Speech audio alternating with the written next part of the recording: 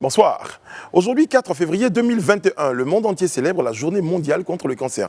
À cet effet, nous recevons ce soir Agnès Crédy, femme de médias, présidente de la Fondation Agir contre les cancers, et maître Fadiga Fatou, elle est présidente de la coalition des associations de lutte contre le cancer. Il est jeudi, et la suite de notre soirée est consacrée au décryptage. André Bois et Alain Toussaint seront en notre compagnie pour passer en revue l'essentiel de l'actualité de cette semaine. En leur compagnie, il sera question des législatives à venir, de la menace djihadistes dans notre pays et du récent basculement des numéros de téléphone de 8 à 10 chiffres. Et aujourd'hui, nous aurons exceptionnellement la visite de Monsieur le Président en personne, en toute fin d'émission. Oui, Alascobil nous rejoindra pour délivrer à tous, nous tous concitoyens et concitoyennes, un message de la plus haute importance. Débats et analyses, décryptage de l'information, l'actualité comme vous l'avez toujours souhaité, c'est dans le Live Talk. Alors, bienvenue.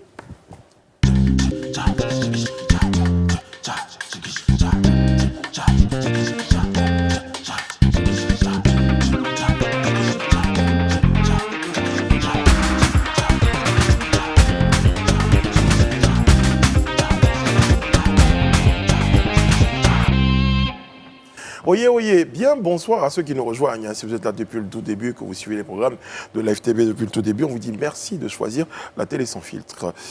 On s'installe dans le Live Talk ce soir avec des invités non des moindres. Bonsoir Agnès, comment allez-vous?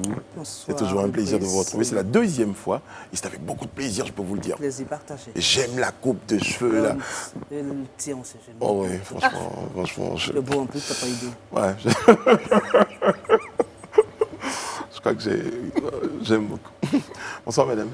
Bonsoir monsieur. Madame Fadiga, comment allez-vous? Merci bien, ça va. Merci d'accepter d'être en notre compagnie. C'est un plaisir. Et puis, aussi surprenant que cela paraisse, aussi surprenant que j'ai vu Rabia Diallo en train de danser dans les couloirs de Live TV hier, j'ai retrouvé monsieur Alain Toussaint. Est-ce qu'il s'en est pas de danse tout à l'heure sur le plateau? Je confirme. Voilà. C'est un défi. Bonsoir, comment ça va Alain Toussaint? Bonsoir, Boris. Très bien. Et vous-même? Oh, très bien. Comme un jeudi. Rabia, comment allez-vous? Très bien. Et toi? Ça va. Tu es très élégant ce soir. Merci. Ce soir? Particulièrement. Je suis la plus belle pour aller danser.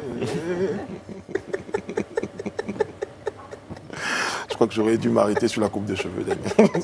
Ça aurait été moins... Bon, allez, on y va tout de suite pour notre petite soirée de décryptage. Mais avant, on parle d'un sujet très très important juste après ça.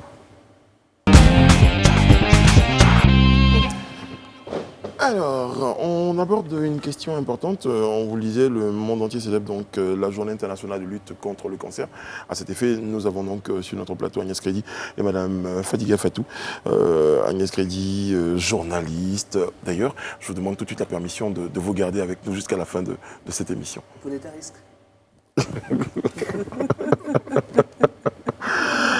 Bon, on va y aller, il n'y a pas de problème. Et puis Madame Fadiga Fatou, qui est présidente de la coalition des organisations de lutte contre le cancer. Alors tout de suite, en ce qui concerne donc, le cancer, quel est l'état des lieux dans le monde et éventuellement en Côte d'Ivoire aujourd'hui concernant cette maladie?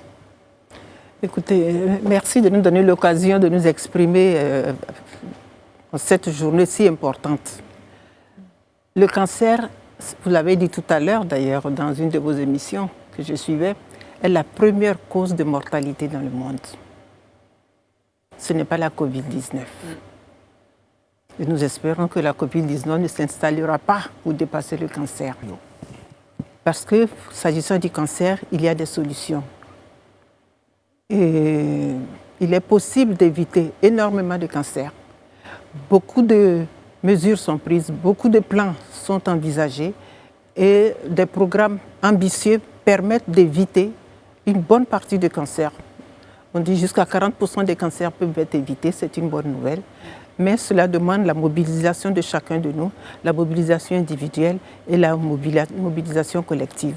Nous avons les chiffres du monde, nous avons aussi les chiffres du Côte d'Ivoire qui nous intéressent davantage. D'accord. Alors, concernant les chiffres du monde, je sais que selon les données publiées donc, ce mardi 15 décembre par le Centre international de recherche contre le cancer, eh bien, quelques 19,3 millions de nouveaux cas de cancer ont été diagnostiqués et 10 millions de décès sont à déplorer suite à cette maladie. Absolument. C'est effrayant.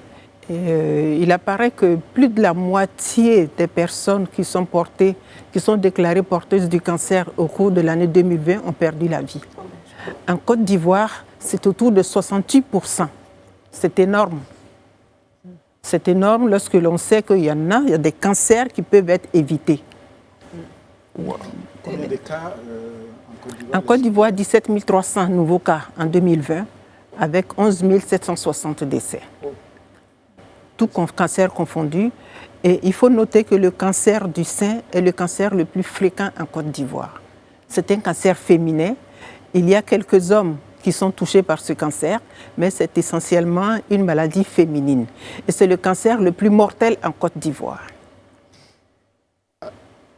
Allez-y. Oui, non, pour soutenir ce que Maître Fadiga vient de dire, pour rentrer dans les détails des chiffres, en Côte d'Ivoire, selon donc, le Programme national de lutte contre le cancer, pour le cancer du sein, cette année, on a eu 3306 nouveaux cas. Absolument. Pour le cancer de la prostate, qui est le premier cancer des hommes, 2757 cas. Pour le cancer du col utérin, qui est le troisième cancer le plus fréquent, donc cancer féminin, 2067 cas. Pour le cancer du foie, qui est le deuxième cancer chez les hommes, 1136 cas. Alors ça, ce sont les cas donc, recensés. Alors, au niveau de la mortalité, les chiffres sont impressionnants. Pour le cancer du sein, sur 3306 cas, on a 1785 décès. Vous comprenez, c'est un peu plus de la moitié quand même, de personnes qui décèdent. Pour la prostate, sur les chiffres annoncés de 2757, nous avons 1600 décès. Pour le cancer du col utérin, sur 2067 cas, nous avons 1417 décès. Et pour le cancer du foie, sur 1136, nous avons 1066 décès. Qu'est-ce qui explique un taux de létalité aussi important, Maître? Tout simplement parce que le cancer est découvert trop tardivement. La plupart des cancers, 75% des cas de cancer déclarés sont découverts trop tardivement. Et le cancer, c'est une maladie insidieuse qui est souvent silencieuse. Et lorsque on se plaint d'un malaise qui correspond, à un cas de cancer, ça veut dire que le cancer s'est déjà installé de façon durable.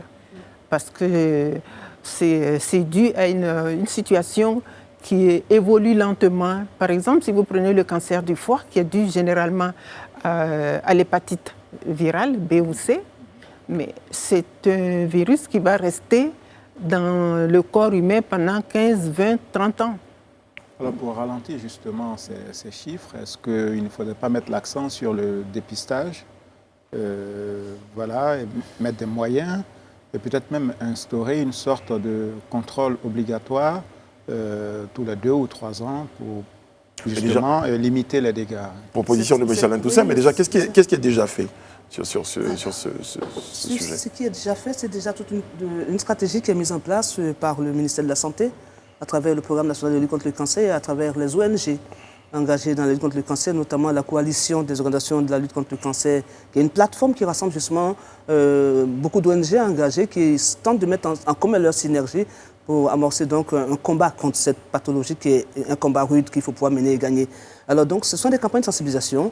Souvent, on se souvient tous maintenant d'Octobre Rose, qui devient pas un effet de mode, mais qui est porté par tout le monde en octobre. Et donc, là, on a une prise de conscience en octobre, qui est mois de lutte contre le cancer du sein. On a le 4 février, c'est vrai, mais tous les jours de l'année, il y a des campagnes qui sont menées par les ONG qui, malheureusement, n'ont pas beaucoup de moyens et qui se débattent justement pour informer, sensibiliser, écairer, guider et puis aiguillonner. Et puis, en Côte d'Ivoire, aujourd'hui, heureusement, les plateaux techniques s'améliorent pour la prise en charge. On a le centre Alassane Ouattara de radiothérapie qui est tout nouveau, qui vient renforcer justement les éléments de prise en charge. Il y a un centre de cancérologie qui est prévu en construction à Grand-Bassam. Il sera un centre de dernière génération, mais ça c'est dans le futur, mais dans l'immédiat, on a le service de cancérologie au CHU Treichville, qui n'est pas très équipé, mais bon, avec des cancérologues pas très nombreux, 15 pour 25 millions, ça fait un nombre assez insignifiant. Mais vu par rapport à il y a 2 ans ou il y a 10 ans, on se dit qu'il y a quand même quelque chose qui est fait et les gens sont informés. Les gens savent parler de cancer aujourd'hui. Moi, mon interrogation, c'est par rapport au traitement, en fait, à la prise en charge du malade. Parce que quand on parle de ce taux de létalité, pour moi, il est énorme. Et aujourd'hui, est-ce que vous ne pensez pas aussi que le fait que le traitement soit coûteux ne contribuerait pas justement à ce taux de mortalité assez élevé? Est-ce qu'il y a quelque chose qui est fait en termes de subvention, en termes d'accompagnement pour ces personnes atteintes de cette maladie et de prise en charge, financièrement parlant? Vous avez raison, le coût des soins est très prohibitif. Et c'est pour cela que la chose la plus importante, la chose primordiale, la démarche la plus logique, c'est la sensibilisation et le dépistage précoce. Mais ça aussi, ça nécessite des moyens également. Cela nécessite des moyens. C'est un investissement qu'il faut prendre en compte. Vous savez, il y a des pays qui sont à égal moyen que nous, comme nous, enfin, le Mali, le Sénégal, où par exemple le cancer du col de l'utérus est pris en charge, le dépistage est pris en charge. Dans les pays développés, vous avez un programme, Agnès le dirait tout à l'heure, tous les 3 ans, il y a un appel à dépistage. Parce que le coût de cette prévention, cette sensibilisation et ce dépistage précoce est beaucoup moins lourd que les soins. Parce que vous voyez, même dans les chiffres ont été donnés tout à l'heure, c'est vrai que le cancer est le plus mortel dans les pays en développement. Mais j'ai vu également les chiffres de France où il y a encore la moitié des personnes déclarées porteuses d'un cancer en 2020 qui ont perdu la vie. Ça veut dire que ce qu'il y a de mieux, c'est de prendre ça au début. Mais justement, est-ce qu'au début, les gens n'ont pas encore la crainte de cette stigmatisation-là pour dire désormais, enfin, cette personne-là, quand elle est déclarée positive, il y a une forme de stigmatisation qui freine un peu les gens quand il faut, dans un premier temps, aller se rendre dans un centre de dépistage. Et après, on se pose des questions. Quand ça va être fait, comment va être prise en charge? Toutes ces informations-là, peut-être, ne circulent pas suffisamment. Il n'y a pas suffisamment de communication autour de cette prise en charge effective.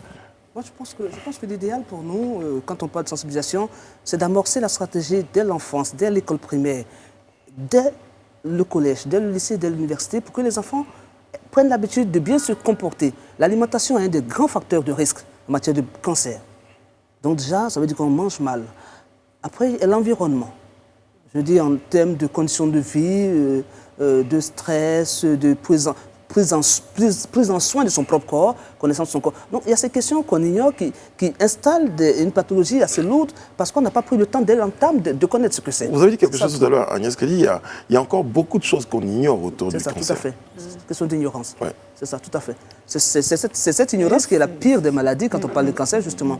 Parce que quand elle parle du cancer du foie, sur la durée, on prend le cancer du col de l'utérus, il se déclare par des signes distinctifs qui sont visibles. Mais quand une femme a un saignement, elle pense que d'abord que ce sont des menstrues. Elle s'installe dans une forme de normalité en disant « Ah oui, mais j'ai peut-être un retard de règles, j'ai une ménopause, mais en fait, c'est pas grave, ça débarque, c'est peut-être rien, et puis j'attends. » Et dans cette attente, les choses perdurent et puis ça s'aggrave. Le temps de réaliser qu'il est déjà trop tard. Et donc, il y a des choses comme ça. C'est comme dans le sein, repérer un signal ou un signe, on se dit oui, non, mais c'est rien, ça va passer, c'est une petite douleur, c'est un petit truc, ça va passer. Et puis, on se retrouve dépassé par les événements. Et là, c'est tardif et c'est mortel. Alors, vous posiez tout à l'heure la question de la société face au cancer, c'est-à-dire comment réagissent nos entourages aujourd'hui. Est-ce que vous avez le sentiment qu'il y a une prise de conscience collective, donc d'abord des individus, et puis de l'État, et pour parler précisément des fonds que l'État alloue à la lutte contre le cancer ou les cancers? Vous savez, c'est tout le sens de la journée mondiale de la lutte contre les cancers. Si vous suivez l'origine de cette journée mondiale, elle provient d'une initiative de la société civile. C'est un médecin qui a fait un projet de charte qui est devenu la Charte de Paris, et qui a donc mis en place la première stratégie de lutte contre le cancer dans le monde et qui a prévu de célébrer une journée mondiale, de consacrer une journée à la lutte contre le cancer. Et depuis, c'est l'Union internationale contre le cancer qui célèbre, qui organise, qui prend les devants pour la célébration de cette journée. Mais c'est dire que ce qu'il y a à faire, il faut que chacun de nous prenne conscience de ce que le cancer existe, que ce n'est pas une affaire de tabou. Surtout, il y a des cancers qui font honte. Par exemple, le cancer du col de l'utérus, vous allez trouver des gens qui... Enfin, c'est difficile de dire moi j'ai telle maladie. Et vous avez des gens qui ont leurs parents malades de cette affection, mais qui préfèrent le cacher. Nous voyons cela sur le terrain. Et c'est tout l'engagement de la société civile. La Journée mondiale de la lutte contre les cancers, c'est donc une initiative de la société civile. Et c'est pour cela que la COL-CC prend à cœur de jouer sa partition. Et la COL-CC, elle fait quoi? Elle parle à chacun de nous, elle parle à chacun de vous. Voilà ce que c'est que la maladie qu'on appelle cancer. Voilà comment il faut l'éviter. Voilà pourquoi il faut courir pour aller se faire dépister rapidement. Et puis, elle parle au pouvoir, aux décideurs. Écoutez, mettons en place une bonne stratégie de lutte contre le cancer. D'abord pour la prévention, ensuite pour la prise en charge. Est-ce que, juste pour compléter ma question, je parlais tout à l'heure des fonds alloués par l'État à la prévention, à la lutte contre le cancer, à la prise en charge des malades. Est-ce qu'on peut avoir une idée de l'enveloppe globale qui est débloquée par l'État? On ne peut pas vous donner de ce chiffre. Parce qu'on ne peut pas laisser la société civile seule mener ce combat. Non, mais la question peut-être qui va mettre beaucoup plus à l'aise, est-ce que cette enveloppe-là, elle est suffisante? En fait, il n'y a pas d'enveloppe spécifique destinée à la lutte contre le cancer. Déjà.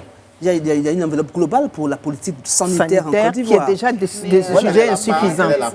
Mais quand on parle du Conseil national de lutte contre le... Il n'y a pas de répartition. Il n'y a pas de répartition dans le sens qu'il faudrait mettre 1 milliard contre le cancer, 1 milliard contre le palu, 1 milliard contre le sida. Ce n'est pas un type de répartition. Après, il y a des priorités de l'État. Après, il y a ce qu'on fait, ce qui est possible de faire et ce qui doit être fait. Mais il n'y a pas d'enveloppe spécifique qui soit dédiée à la lutte contre le cancer. Par contre, il y a des programmes. En fait, il faut la stratégie. Voilà. Lorsqu'on met une stratégie en place, on met les moyens pour l'exécuter. Donc, le premier combat que nous devons faire, c'est qu'il y ait un plan cancer positif, un plan cancer hardi en Côte d'Ivoire. Est-ce que cette riposte vous semble suffisante aujourd'hui, la riposte de l'État contre... Elle est un point de départ, je dis, elle est un point de commencement. On a obtenu... Il n'y a pas que l'État. Oui, c'est ce que je dis. Il y a la société civile. La santé publique relève de l'État. Voilà, c'est ça. On est d'accord. Mais après ça, vous avez également d'autres partenaires qui accompagnent cette lutte-là. Tout à fait. Nous avons des partenaires qui nous soutiennent. C'est important. L'international. Alors, j'ai vu qu'on a beaucoup parlé de 2020. Quand vous avez parlé, vous avez beaucoup insisté sur l'aspect 2020. Est-ce qu'aujourd'hui, vous avez l'impression que cette épidémie-là, Covid-19, a un peu pris le dessus sur la lutte contre cette maladie? Et peut-être que c'est pour cette raison-là, peut-être qu'on a peut-être plus de morts cette année que sur les années précédentes. C'est peut-être une possibilité? Pas du tout. OK. Pas du tout, parce que l'état du cancer est en progression exponentielle d'année en année. C'est pour cela qu'il faut arrêter une politique pour freiner cette avancée. Et la projection qui est faite pour dans 5 ans, c'est 230 000 cas. En Côte d'Ivoire, si on ne fait rien. On ne fait rien. Voilà. Donc, c'est-à-dire que la Covid n'a rien à voir. Bien. Alors, c'est vraiment pour terminer. On a terminé sur j'ai envie de dire, sur une note positive. On l'a dit, le cancer, il y a un taux de létalité, j'ai envie de dire, quasiment effrayant, mais on en guérit. C'est important qu'on le signale à nos téléspectateurs. Des exemples en la matière, des témoignages proches de nous peuvent le certifier. Quand il est diagnostiqué très tôt, quand le traitement est suffisamment suivi, eh bien, on en guérit, Agnès Crédit. Oui, tout à fait. On en guérit. On guérit le cancer. Ça, c'est au moins rassurant. Oui. Ça revient à ce que vous dites, le dépistage précoce, prise en charge précoce, et puis suivi donc du traitement, et puis surtout permanence d'une vie de qualité aussi. Parce qu'après, il faut savoir ce qu'on mange, comment on vit. C'est alimentation équilibrée, sport, quotidiennement pour transpirer et donc évacuer ces toxines qui justement étouffent les cellules et les rendent malades. Parce qu'avant on disait le cancer c'est la faute à pas de chance, ça peut tomber sur quelqu'un, sur une autre personne. Et puis connaître des gens. Et puis avoir des amis comme Brice, forcément ça fait du bien, ou Alain Toussaint. Donc ça détend aussi d'avoir de bons amis, qui sont des gens positifs, qui nous accompagnent dans le positif de la vie. Ça c'est important d'avoir une vie positive. C'est important, maître, de ne pas être stressé. Un dernier mot en quelques secondes, maître. Oui, ce que je veux dire c'est vraiment un mot d'espoir. Le cancer, on guérit du cancer et on peut vivre avec le cancer. Nous vivons avec beaucoup de maladies chroniques et il faut éviter que le cancer soit purement mortel. Voilà. C'est avec cette note d'espoir-là qu'on va vous remercier, maître, d'avoir été en notre compagnie. Merci. Et puis surtout dire que cette lutte-là ne va pas s'arrêter qu'au 4 février. tous les jours de notre vie, nous devons travailler donc à ce que cette maladie-là ne puisse pas être aussi dangereuse, j'ai envie de dire. Merci beaucoup, maître. André Bois nous a rejoint sur ce plateau. Bonsoir André. Bonsoir Brice, bonsoir à vous tous. Bonsoir André. Et exceptionnellement, pour ce décryptage, ce jeudi, nous avons l'immense honneur d'avoir à nos côtés Agnès Crédy pour nous accompagner dans cette séance de décryptage. Merci beaucoup. Merci Brice. Je pense que c'est la première élection avec l'application de la loi sur le quota de 30%. C'est normal qu'il y ait 2 femmes sur le plateau, au moins quand même. Ça conforte l'idée de 30%. Très bien. Ça annonce des couleurs justement, parce que le premier point qu'on va aborder, c'est le point de la législative. Fixation du début de la campagne, définition des circonscriptions électorales, ouverture des réclamations relatives à l'éligibilité de certains candidats, et puis la publication de la liste provisoire des candidats par la CEI. Alors, tout de suite, commentaire sur l'ambiance de cette législative là, en Côte d'Ivoire. Elle est plutôt bon enfant, ça augure de belles empoignades. André ? Oui, moi je pense que l'ambiance est très bonne. Enfin, l'ambiance, en tout cas, ça se passe dans un esprit plutôt républicain, puisque on utilise les canaux habituels pour porter des plaintes. Évidemment, quand il y a une élection, il y a toujours des gens qui se plaignent. On a vu le PDCI... le Front populaire version AFI sur l'histoire du logo. En tout cas, ça se passe dans... Et surtout qu'on n'a pas on note pour l'instant, et j'espère que ça va durer, aucune violence. Oui, voilà. Aucune violence, parce que bon, après, la partie qui pourrait déboucher sur des violences, c'est vraiment cette partie de campagne électorale officielle. Parce qu'on a connu des campagnes, des violences préélectorales aussi dans certains cas. Bon, sur ce genre d'élection, bon, je pense que ça, en général, ça se passe plutôt correctement, jusqu'à ce qu'on entre dans le dur des 6 derniers jours, quoi. Voilà. Agnès, Crédy, votre sentiment sur le déroulement de cette législative, en tout cas la préparation de cette législative-là? Le constat nous montre que des esprits apaisés se concentrent sur l'essentiel, c'est-à-dire comment être retenu sur la liste en remplissant les conditions, et puis comment après contester éventuellement si on n'est pas retenu, et surtout comment se donner les moyens de se faire élire, parce que je crois que l'enjeu c'est cela, c'est pas de gaspiller l'énergie à distraire les gens avant, il faut peut-être se concentrer sur ce qui vient après. Et l'après, c'est comment séduire les électeurs qui attendent de choisir les bons candidats. Avec vous, Alain Toussel, l'angle, ça sera plutôt l'ambiance dans les partis politiques. Bon, j'ai observé, comme tout le monde, que la quasi-totalité des partis politiques significatifs avaient des candidats à l'élection. Le parti présidentiel en a présenté dans toutes les circonscriptions, les 205. Donc,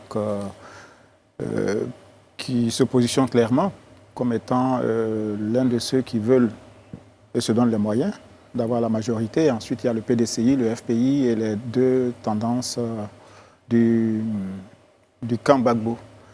Bon, je pense que ces partis aussi veulent prendre date parce que la présidentielle a été une occasion manquée pour l'opposition de montrer qu'elle peut compter dans le pays. Et finalement, après une opération foireuse, je pense qu'elle va saisir cette occasion pour se racheter. Rabia Diallo, on aborde avec vous la question des indépendants et des femmes. Oui.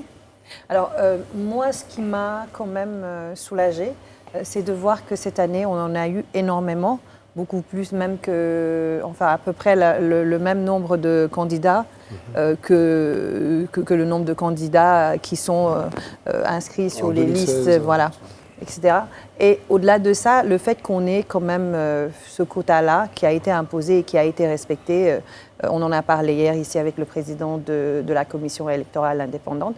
Pour moi, c'est une excellente chose parce que, comme on l'a dit également quand on a reçu ces femmes indépendantes, les femmes vont pouvoir avoir plus de représentativité au niveau de l'hémicycle. Elles pourront avoir des femmes, en tout cas, qui vont pouvoir porter leurs problématiques parce qu'elles les comprennent, elles les vivent. Et pour moi, dans tous les cas, c'est toujours bon à prendre. On est à 30% aujourd'hui. Peut-être que pour les prochaines élections, on va monter à 50% et avoir une parité sur ça, on est quand même moins de totale. 30%, on est autour de 8%, puisqu'il y a un peu plus de 250 femmes qui se sont présentées sur près de 2000. Donc on est quand même donc on est en dessous. On est très loin du compte. On est très loin du compte. Et la responsabilité incombe à presque tout le monde. Hein. Donc, Oui. certains disent Non, mais qu'ils c'est ne au veulent pas respect que des les femmes... règles. Oui, donc, je pense déjà, du point de vue de l'engagement des femmes en politique, on a parlé d'elles-mêmes, leur engagement à vouloir se lancer dans la chose politique. Après, dans certains partis, on estimait que certains ne voulaient pas que les femmes aient leur voix qui porte plus loin. Et Mais surtout, tout ça aura joué sur la participation des femmes. Non, mais Brice, enfin, avant de laisser, moi, je pense qu'il y a une question aussi de volonté. On parle de volontarisme politique. Même le parti, quand même, qui est au pouvoir, qui, on va dire, pendant sa mandature, porte vraiment cette question, n'est même pas à des niveaux qui se rapprochent des 30%. Il y a aussi une question de volonté. Ce n'est pas les femmes, pour le coup, c'est vrai. On peut dire qu'on n'a pas suffisamment de femmes, mais celles qui sont déjà là, donnez-leur la place. On dit que 30%. Aucun parti, ça, la Commission nationale des droits de l'homme, présidée par la présidente Sangaré Naminazata, a publié un rapport qui montre qu'aucun des partis n'a respecté ne serait-ce que un 20% ou 25%, quelque chose dans le genre. Donc ça, quand même, c'est un peu la fausse note quand même de cette première partie. Mais ce n'est pas la réponse qu'on a eue hier, parce que techniquement, les 30% ont été respectés. Après, quand on voit le ratio par rapport au nombre de sièges, etc., ça n'a pas été respecté. Mais ça, d'après toujours, je cite le président de la commission, il dit hier que des discussions ont été menées entre les partis politiques et au niveau de la CEI, et que après, ce sont des comment il a appelé, ce sont des arrangements politiques qui sont totalement légaux, qui ont fait que sur les deux textes, ils n'ont pas pu respecter, mais globalement, le code électoral a été respecté et que les 30%... la CEI devrait veiller à faire respecter la loi. C'était un peu on l'a reçu, le président de la Ça CEI, on n'a pas eu le le temps d'aborder cette question, mais dès lors qu'il y a une loi qui existe, qui doit être mise en application, lorsque la commission électorale reçoit les candidatures, elle devrait même déjà veiller à ce que cette loi soit respectée. Mais apparemment, elle a été respectée. La liste finale des candidats, c'est 250 et quelques femmes. Encore que tout ce qu'on est 2000. en train de dire, c'est sous réserve de validation et de confirmation de la liste définitive. Pour l'instant, on est encore... Même en cas d'invalidation, on n'atteindrait même pas les 30%. Allez-y. Non, sur les législatives, il faut être clair. La liste est une liste de la CEI. Pour l'heure, ce n'est pas une question de Conseil constitutionnel. Mais il y a des plaintes... Voilà, attention, c'est la différence. Oui. Cette liste est la liste définitive, on va dire. Sauf que ceux qui pensent qu'ils ont été lésés parce qu'ils ont été sortis de la liste, c'est ceux-là qui portent plainte. Donc ça ne peut pas changer. Mais il y a également la possibilité, est-ce qu'il n'existait pas la possibilité que certains candidats fassent opposition à la candidature d'autres? Mais bien sûr, mais on va dire que ça ne change pas. Ce n'est pas comme dans la présidentielle où c'est le Conseil constitutionnel en fait, qui valide la liste. Ici, c'est la CEI et quand quelqu'un n'est pas d'accord, il va se plaindre auprès du Conseil constitutionnel. C'est cette nuance-là que je voulais vraiment relever. Non, parce que pour l'instant, on parle encore de liste provisoire. Oui, pour la forme. Pour la forme, mais en réalité, elle n'est pas provisoire. Il y a de fortes chances que ce soit la liste définitive. Voilà. D'accord. Mais et le fait de ne pas inciter sur le provisoire, ça va permettre justement à tous les uns et les autres de comprendre que c'est la CEI qui donne la liste définitive. Okay. Mais Brice, si tu permets, moi j'aimerais vraiment revenir sur le fait que même si les 30% n'ont pas été respectés et qu'on dit que quand même la loi a été respectée, pour moi déjà cette initiative, elle est excellente et pour moi c'est un premier pas vers d'autres initiatives et au moins vers l'ouverture parce qu'aujourd'hui ça pose maintenant clairement le problème de la participation des femmes au niveau des législatives et pour moi ça donne de l'espoir et ça... non, mais ça donne une meilleure visibilité parce que d'abord, il fallait adopter le principe étant adopté. Après, la réalité a démontré qu'il y a des insuffisances. Et maintenant, certainement que pour les prochaines années, on travaillera à ce que ça s'améliore. Il ne faut pas se limiter à l'esprit, il faut appliquer la loi à la lettre. Voilà. Et je suis étonné que des partis de gouvernement, quels qu'ils soient d'ailleurs, mettent autant de talent à ne pas respecter la loi. Et que la CEI ferme les yeux sur cette violation de la loi. Pourquoi qu'on aille sur la CEI? J'imagine que c'est elle qui organise. Pourquoi? Parce que la loi elle-même, ça c'est le législateur ou le gouvernant qui, en tout cas, qui porte la loi, Mme Crédit Agnès pourra nous dire, n'est pas allé au bout. On nous dit que si on ne le respecte pas, en fait, on n'aura pas de bonus. C'est ça le problème. Il n'y a pas de sanction. En réalité, il n'y a pas de sanction, sauf qu'on n'aura pas de bonus. Bien sûr. Du coup, moi, je dis, bon, tant qu'à faire, moi, je ne veux pas de votre bonus, et je ne respecte pas la loi. Mais si la loi allait dans le sens d'une sanction en disant, vous ne respectez pas le quota, votre subvention de l'État, par exemple, votre subvention de l'État, on ne va pas nous supprimer la liste, mais votre subvention, par exemple, pour aider les partis politiques à faire leur activité, sera impactée. Je pense que ça aurait est-ce que cette clémence-là de la loi, concernant cette question-là, n'est pas liée au fait également du regard de la réalité de la chose. C'est clair qu'aujourd'hui, si on le disait, on voit bien que l'engagement des femmes en politique en Côte d'Ivoire est faible. Brice, on va partir sur un autre débat. Je crois que ça va peut-être prendre toute la soirée, on n'aura pas fini. Oui. Parce que la question de l'engagement des femmes en politique doit être pensée non pas du côté d'une faute commise par des femmes elles-mêmes, mais d'un contexte environnemental, d'une société, de culture, de croyances qui font qu'effectivement... Parce que déjà, pour faire de la politique, il se passe quoi? Moi, si je dois me mettre en politique en tant que femme, ça suppose que j'ai un compagnon qui me laisse tous les week-ends partir en campagne, comme les hommes le font sur le terrain politique. Et que donc, lui, pendant ce temps, il garde des enfants à la maison. Donc, ça installe une vraie restructuration sociale, à la fois organisationnelle, à la fois fonctionnelle, à la fois pratique, à la fois des mentalités. Parce que quand l'homme part en campagne tous les jours, évidemment, la maison est gardée par quelqu'un.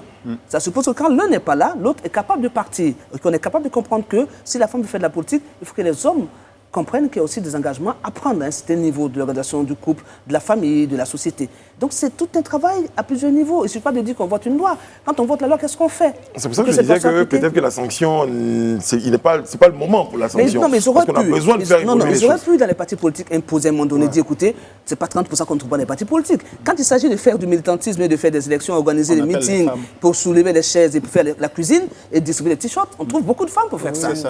Mais quand il s'agit de prendre la parole, moi je me souviens encore des meetings des partis politiques, on les regarde, quand il s'agit de faire parler des leaders, aucune femme n'a de voix. Comme si subitement elle n'était plus intelligente. Mais en fait, pour moi, ce n'est pas le problème des hommes. Pour moi, cette place-là, on devrait l'arracher en fait. Pour moi, on devrait l'arracher. Je suis d'accord. Aujourd'hui, je suis une femme, j'ai des ambitions. Mon compagnon devrait pouvoir me soutenir et m'accompagner dans ces ambitions-là. Alors la question que j'allais poser, c'est comment ça fonctionne ailleurs? Non, on va donner un exemple pour être pratique, pour être concret, pour vous montrer comment les partis politiques fonctionneraient bien. On prend le cas de Gagnoa. À Gagnoa, un truc qu'on connaît bien, le RHGP, enfin tous les partis politiques ont deux députés en liste. Oui. Voilà. Et en général, on leur dit qu'il faut une voix féminine et un homme. Alors là-bas, il y a une femme qui est candidate. Voilà, déjà. C'est-à-dire que quand dans le parti, en principe, à partir du moment où une femme est candidate, on ne devrait même pas débattre, puisqu'il n'y en a pas deux, il n'y en a pas trois. On ne devrait même pas en débattre. Mais sauf qu'on écarte la femme, on prend deux hommes. Donc il y a un problème. C'est ce qu'on veut dire. C'est-à-dire que c'est vraiment une volonté de la part du parti de ne pas appliquer la loi. Puisque s'il y avait deux femmes, on aurait pu comprendre que bon... il y a des arbitrages à faire. Il y a des arbitrages à faire. Se retire. Mais on leur dit, bon les gars, nous, on veut que nos femmes soient en avant. Mais on ne veut pas dire que les femmes, tout ce qu'elles doivent gagner, doivent être donné par les hommes. Mais là, vraiment, il y a une loi qui permet à tout le monde de progresser. Mais pourquoi ne pas la saisir? C'est ça le sens de notre propos. Enfin, moi je pense qu'il faut... je pense que la solution ne va pas venir des hommes. Pour moi, la solution doit venir des femmes. Je pense que si on... mais la solution vient déjà d'elles. Permettez-moi qu'on soit un peu dans la discussion. Parce qu'elles sont candidates. La question qu'on se pose, donc, pourquoi l'État de Côte d'Ivoire s'oblige à faire voter une loi? Mais justement, alors qu'on n'a jamais voté de loi pour la participation politique des hommes.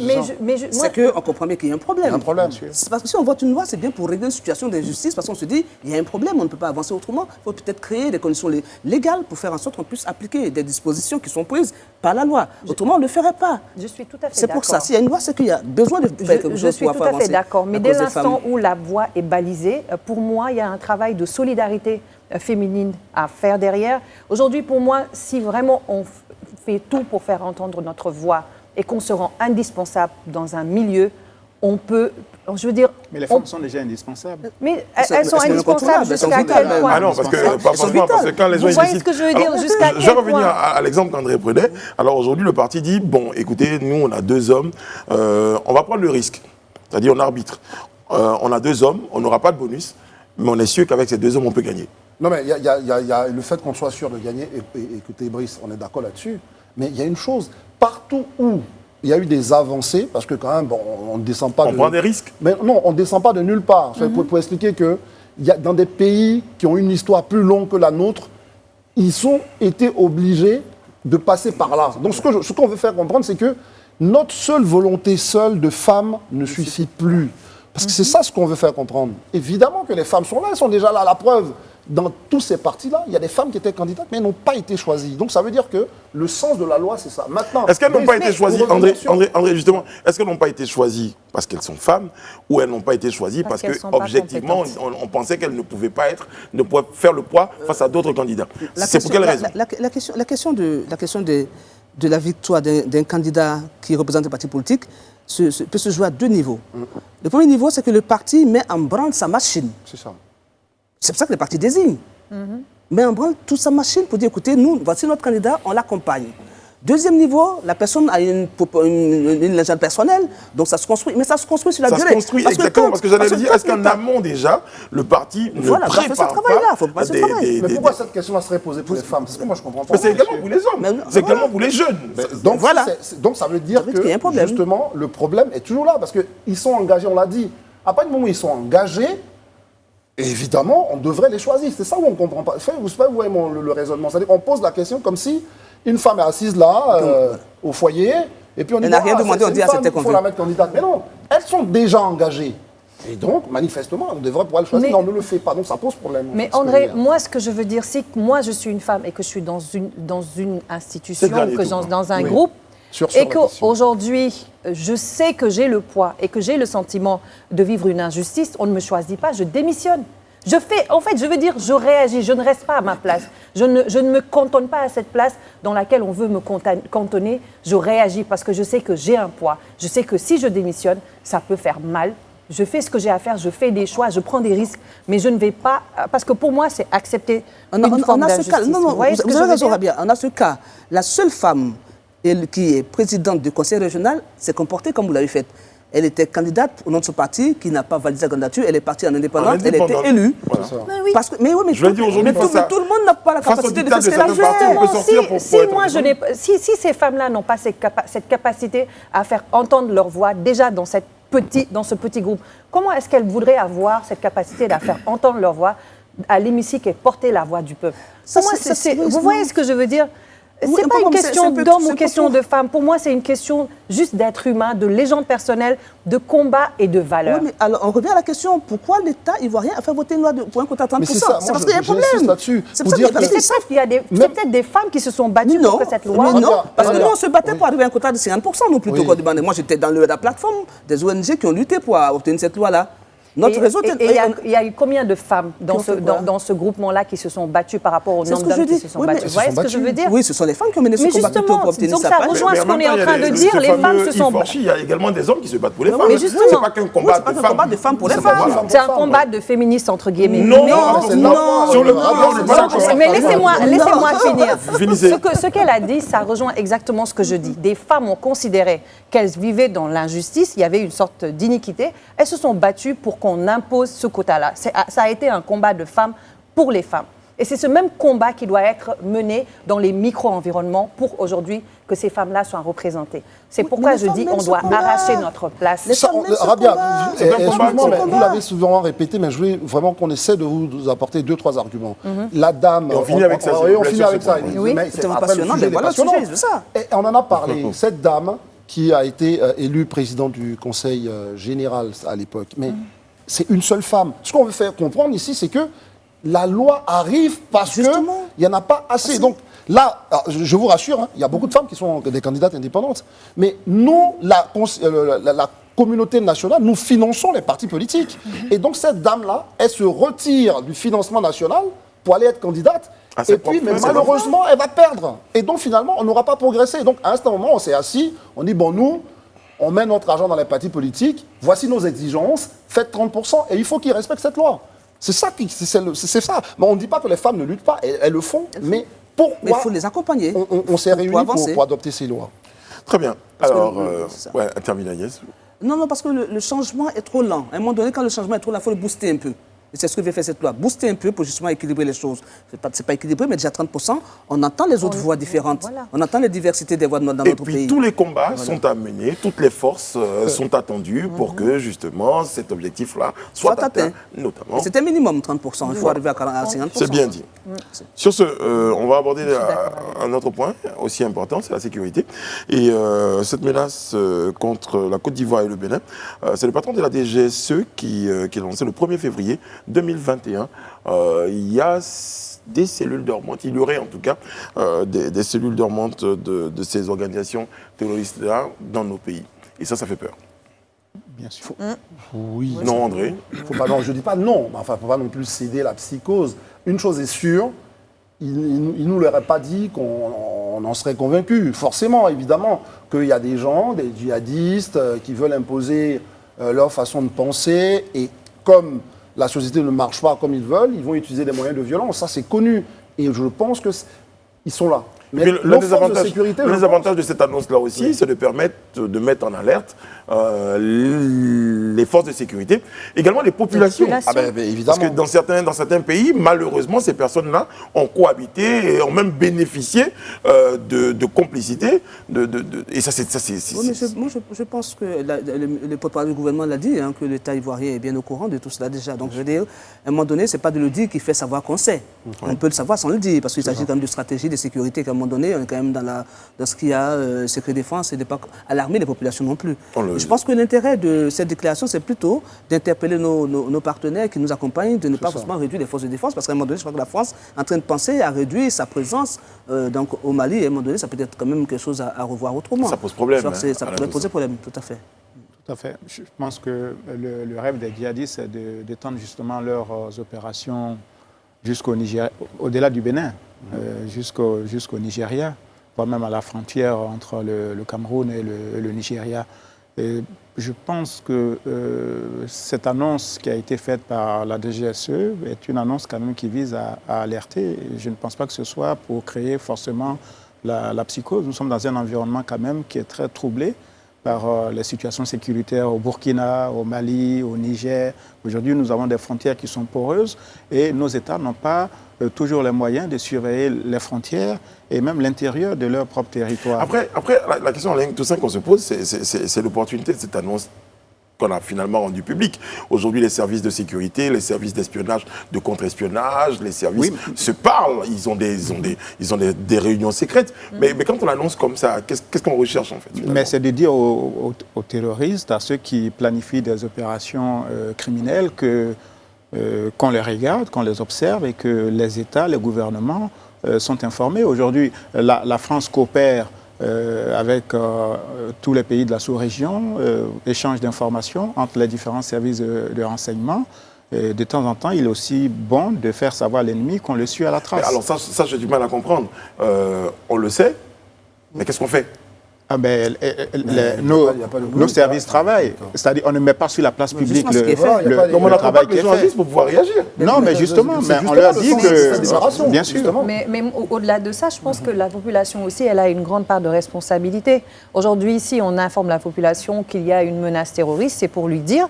éviter d'aller à certains endroits. Il y a carrément beaucoup de mesures de protection autour de ça. Et je pense que c'est parce que la menace est arrivée à un certain niveau qu'on met à contribution, entre guillemets, la population pour qu'elle-même aussi, elle prenne l'initiative de s'auto-protéger en prenant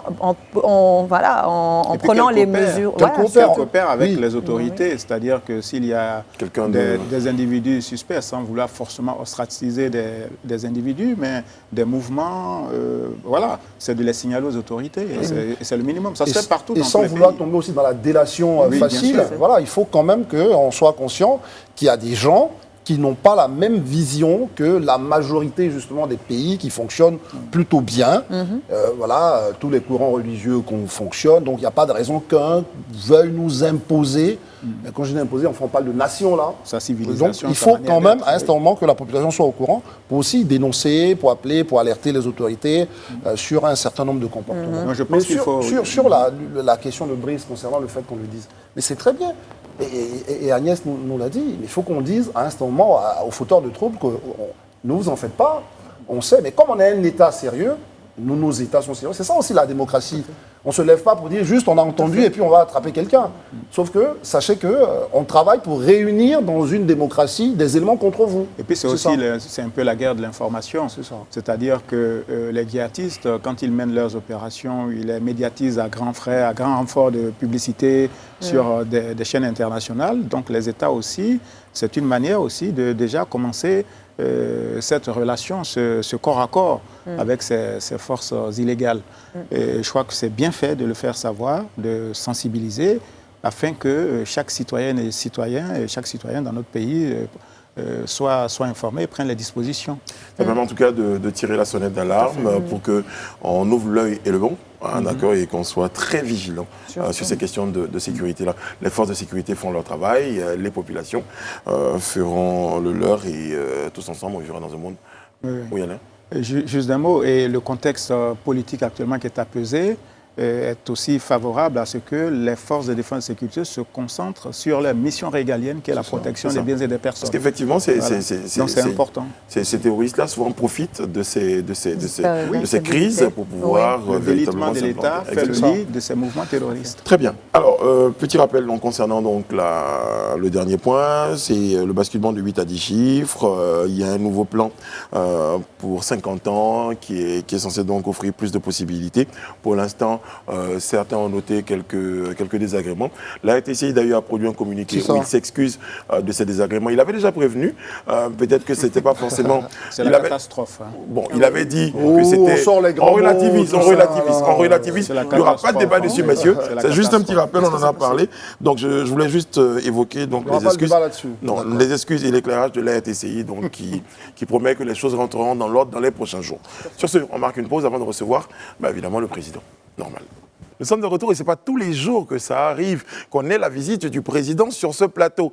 Monsieur le président est passé saluer ses concitoyens et il nous fait ce soir l'honneur d'être sur notre plateau. Monsieur le président, si vous le voulez bien, avec la permission de votre protocole, eh bien, nous vous attendons. Président Alascobil, monsieur le président. Il fasse comme ça. Applaudissez pour mon premier danseur. Yorobo envoyé ordinateur, Moriba envoyé clavier. Ça va bien, monsieur le président. Installez-vous un peu plus, monsieur le président. Bonsoir, monsieur le président. Bonsoir, Brice. Tout va bien, monsieur le président? Ça va bien, ça va bien. Très, très bien. Un grand bonheur pour moi de me retrouver sur ce plateau. Et bien sûr, de livrer rapidement mon message. Allez-y, un message de plus important. Allez-y, monsieur le président. Ivoirienne, Ivoiriens, mes chers compatriotes, comme vous le savez, je me faisais représenter par le porte-parole du ministre des Affaires ministérielles, mon jeune frère Mike Danon, pour relayer bien évidemment les communications du Conseil des ministres. J'ai suivi avec beaucoup d'attention toutes ces déclarations. Elles ont été très pertinentes. Et je voudrais donc l'en féliciter et lui dire bien évidemment que je lui souhaite une très bonne chance dans ses nouvelles fonctions. En ce jour du 4 février 2021, j'ai le grand plaisir de vous annoncer solennellement et même officiellement que malgré mon agenda très chargé, je serai désormais avec vous ici même chaque jeudi soir dans le Live Talk pour vous livrer des messages à la nation dont la teneur ont une haute importance ou des décrets également que j'aurais inventés, ou des décrets que j'aurais signés. Voilà, c'est mieux. Sur ce, je vous remercie et que Dieu bénisse Alascobil. Décidément, que Dieu bénisse la Côte d'Ivoire. Mon cher Brice et cher chroniqueur, à présent, j'aimerais livrer également un décret que j'ai inventé, un décret très important que j'ai signé aujourd'hui même. Et donc la lecture du décret. Décret numéro 2021-001 du 4 février 2021. Vu la Constitution, je décrète. Article 1er, création d'une institution dénommée ARTCI, qui signifie Autorité de régulation du temps de commandement ivoirien. Cette institution aura pour mission de veiller à la régulation du temps du mandat présidentiel. Article 2, basculement de la durée du mandat présidentiel de 5 ans à 10 chiffres, de 5 ans à 10 ans. Mais enfin, je crois qu'il faut tout de même se mettre à l'air du temps. Et puisque nos numéros de téléphone ont basculé à 10 chiffres, je me suis dit qu'il faut, pourquoi pas, suivre un bel exemple comme celui-ci et basculer également au niveau des mandats présidentiels à 10 ans, n'est-ce pas? Bref. Article 3, l'âge de la nouvelle génération en Côte d'Ivoire est désormais compris entre 18 et 90 ans.